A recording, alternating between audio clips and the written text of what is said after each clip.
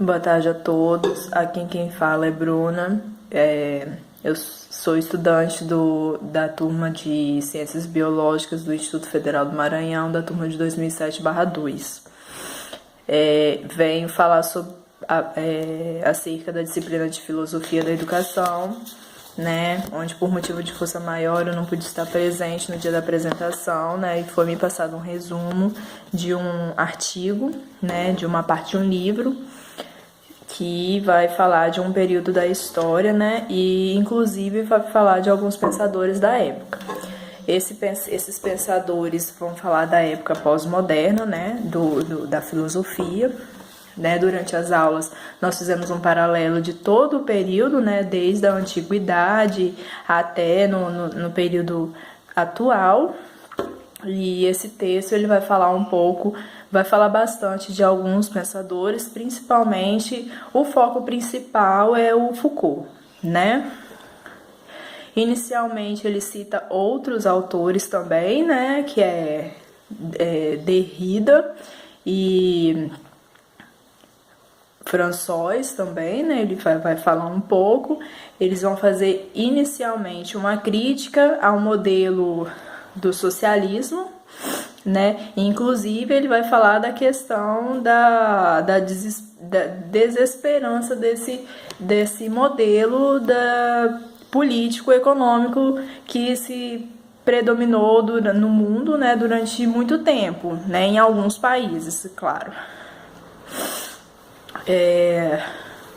O Foucault também traz uma crítica ao poder exacerbado, né, sobre a sociedade, principalmente por alguns políticos, né, que inclusive isso é algo muito presente no nosso país até hoje. Né? Ele vai fazer essa crítica aos micropoderes, né, que seria relacionada à disciplina social, que inclusive ele vai falar mais para frente também, que eu vou falar um pouco no vídeo, sobre a questão da padronização da sociedade em certos espaços, né? A polícia, nos quartéis, as escolas, né? Dentro de salas de aula, o próprio modelo da escola, principalmente, que é o foco da disciplina História da Educação. Porém, também dentro de igrejas, sempre seguindo padrões sociais, né?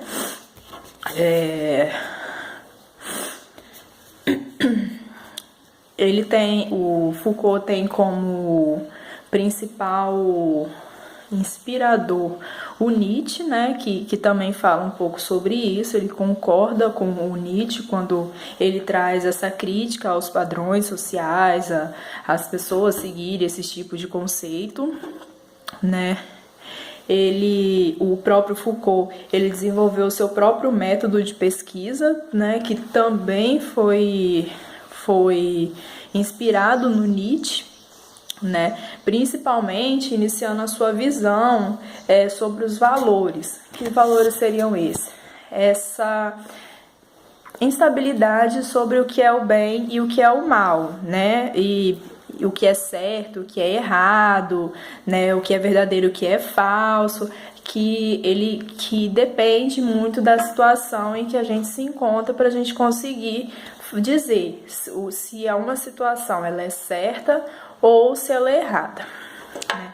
Podemos citar um exemplo na sociedade, né, a questão de um policial, por exemplo, tirar a vida de alguém que, por exemplo, esteja roubando. Muitas vezes, por um lado, alguns vão dizer que é certo, né, que o ladrão estava cometendo algum tipo de furto, alguma coisa, fazendo alguma coisa que dentro dos nossos padrões sociais não é legal, porém ele cometeu algo muito errado, que é tirar a vida dessa pessoa, né, que independente, né, foi feito um julgamento.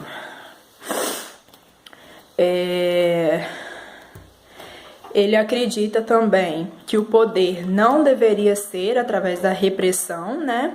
E sim um poder criador. O que seria esse poder criador? Na produção da realidade de conceitos, né? E ele acompanha também a questão da evolução dos mecanismos de controle social, né? E de punição. né, e tornam-se cada vez mais visíveis e racionalizados, né, caracterizando também a sociedade como disciplinar, porque prevalece a produção de práticas disciplinares de vigilância e controles, né, a todos os indivíduos da sociedade. O que significa isso? A gente tem sempre a questão de fazer, né, de acordo com os padrões mesmo. Então a gente tem que seguir o que a própria sociedade nos impõe, né? Por exemplo, também, né, uma prática eficiente seria, na visão de Foucault ainda, seria a questão da mais voltada para a prevenção da situação ao invés da correção, né? E ele cita alguns exemplos no decorrer do texto, como a questão de, em vez da gente punir, ou então, né, nas escolas também, às vezes a gente vê situações de seres humanos brutalizados.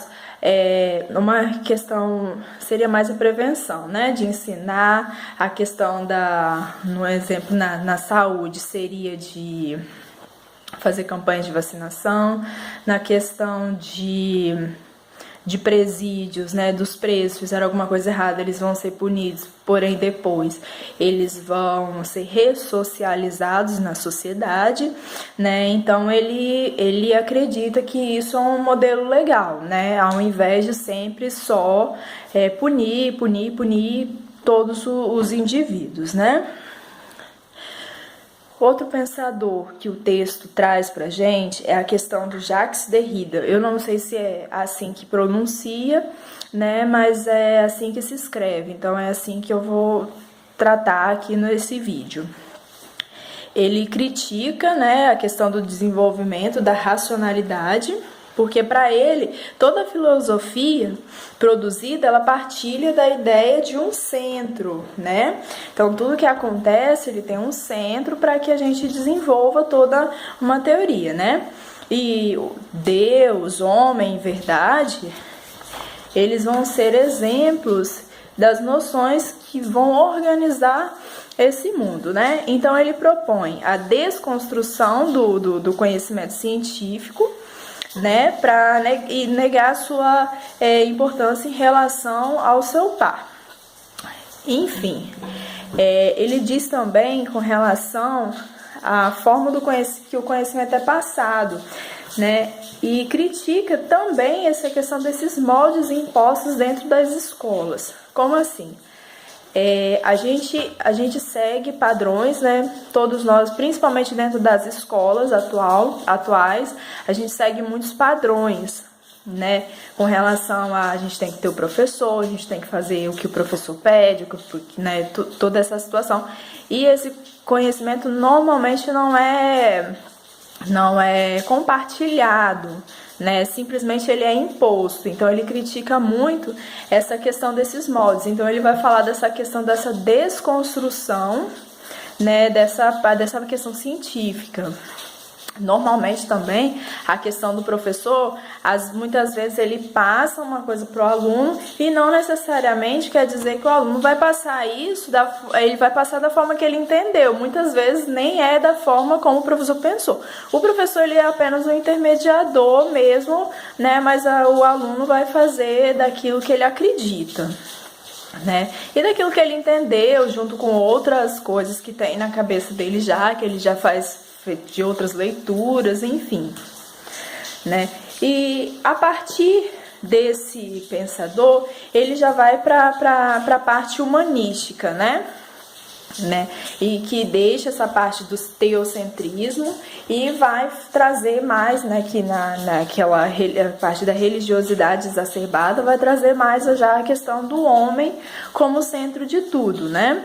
E a questão também do homem ser como o centro e valor superior a qualquer outra coisa, né? E principalmente a questão dele ser responsável pelos seus próprios atos, porque tudo que acontece, o homem, porque até então, né, é sempre culpa de algo divino. Então passou-se a ter mais uma racionalidade das situações como acontece no mundo, né?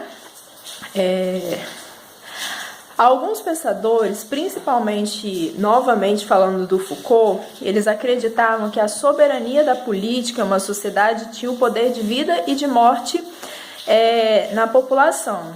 Ou seja, no caso dos súditos, o que isso queria dizer? Dentro de um modelo político-econômico, assim como até hoje é seguido no Brasil, né? Nós temos lá o Michel Temer, que é o presidente, e para o Estado também não é tão interessante que as pessoas estudem, que as pessoas saibam das coisas. Então tem a estrutura política, né, onde tem o governante, e esse governante ele tem o poder de vida e de morte dessas pessoas. Ou seja, as pessoas têm que seguir padrões sociais, né, e essa questão de saber da vida ou da morte é mais ou menos a questão, né, de teoricamente fazer o que o Estado quer, a questão das leis, né? Que nós estamos abaixo daquilo que está escrito por lei. Se a lei diz que a gente tem que morrer, a gente tem que morrer, né? É o governante que vai decidir sobre isso. E ele traz também uma frase que diz que a vida dos súditos é uma concessão do soberano. Então é o soberano que vai dizer, ele vai falar dessa questão da soberania, né? É o governante que vai dizer se a pessoa deve realmente viver ou morrer, né?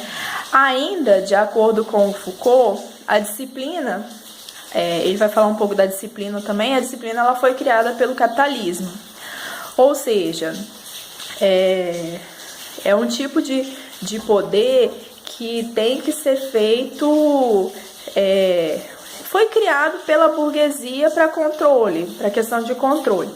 E até hoje nós vemos sinais dessa questão da disciplina, né? Principalmente na questão dos trabalhadores.